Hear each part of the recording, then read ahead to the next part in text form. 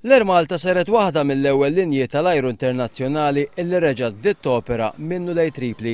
Kien l-ħabta tal-10 ta' dalgħodu li l-ajruplan imexxi mill-kap tal-Ghal ħalla Malta fuq vjaġġ ta' 50 minuta. Lura minn Tripli t-titjira hemm 6-9-7 kellha tidħol Malta ftit ħin qabel is-sija ta' wara nofsinhar, iżda ittardjat b'aktar minn sija u nofs. Fuq it-titjira tal-Air Malta lura minn Tripli kien hemm kollox 108 passiġġieri, ħafna minnhom Libjani li jesprimew is-sodisfazzjon li f'pajjiżhom irritornat il-kalma. Excellent, sure.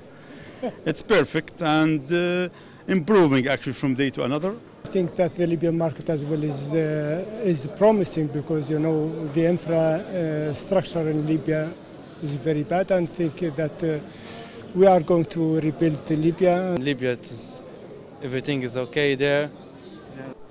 Kuntenti li dik li kienet il-pjazza l-ħadra fi Tripli reġgħet qed titgawda minn kulħadd. Children, women and people from all ages together happy and all of them with weapons. Really, it's very, very nice. So now you can see a peaceful situation even at the Piazza al-Ħadra. Really, I was in Tripoli, in Zintan, and Yifren, in many cities.